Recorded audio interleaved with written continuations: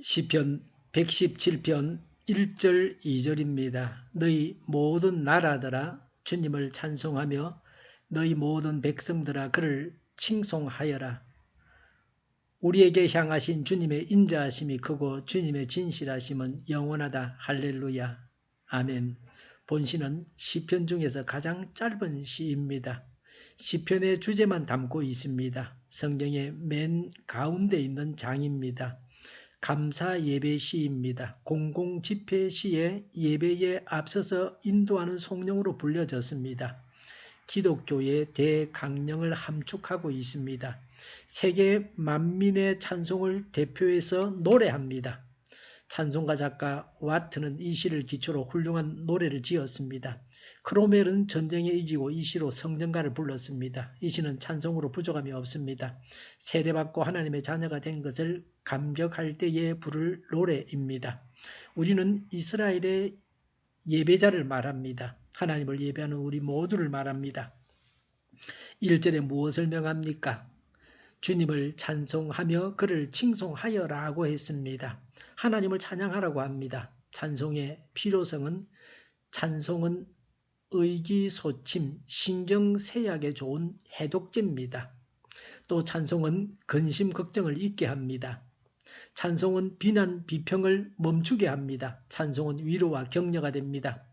가수 해리 로드는 공연 중에 자신의 아들이 전쟁에서 사망했다는 소식을 전해 들었습니다. 그러나 그는 예전과 마찬가지로 웃으며 노래를 불렀고 공연을 마쳤습니다. 공연 후에 해리는 아들의 시신이 있는 야전 병원으로 달려갔습니다. 거기서 그는 아들의 시신을 붙잡고 우는 대신에 오히려 군인들을 위해서 노래를 부르기 시작했습니다. 해리 로드는 한 잡지사와의 인터뷰에서 이렇게 말했습니다. 아들의 죽음이 슬프지 않기 때문에 그랬던 것은 결코 아닙니다. 그러나 저는 고난을 맞는 인간의 태도는 다를 수 있다고 생각합니다.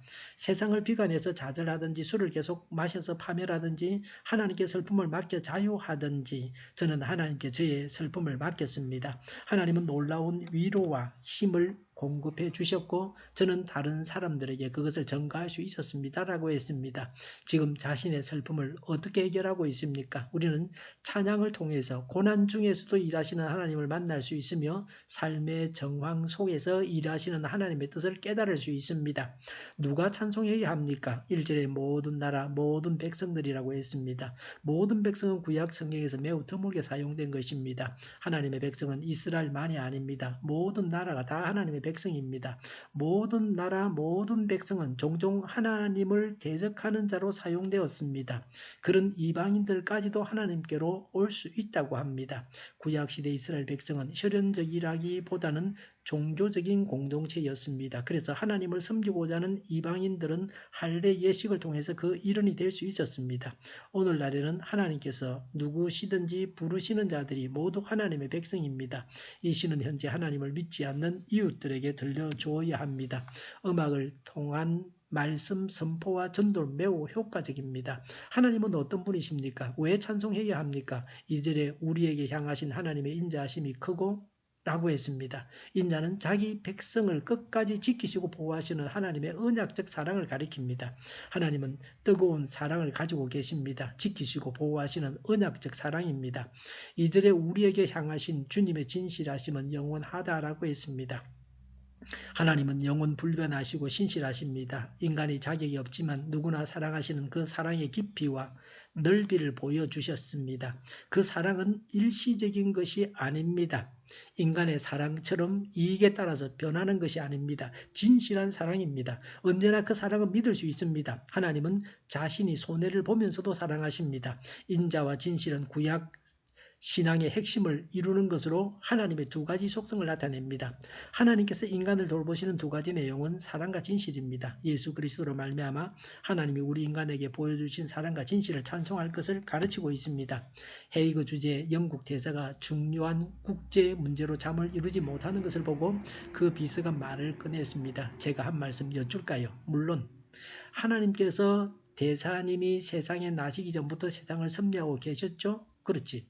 그럼 각하께서 이 세상을 떠나신 후에도 그러시겠죠? 그렇지. 그럼 대사님께서 세상에 계신 동안에도 하나님께서 세상을 섭리하시리라고 믿을 수 있겠습니까? 그 말에는 대답 없이 대사는 돌아 누워서 잠이 들었습니다. 우리나라가 세계 열강 속에서 계속적인 투쟁과 전쟁의 피해를 입으면서도 아직 자랑스러운 나라로 남아있는 것은 하나님의 사랑과 진실 때문입니다. 하나님을 영원히 찬양해야 합니다. 우리의 노래의 내용은 하나님의 사랑과 진실입니다. 인자하시고 진실하신 하나님을 찬양합시다. 기도하겠습니다. 인자하시고 진실하신 하나님을 찬양합니다. 우리 동일교회가 만군을 지하게 하여 주시옵소서.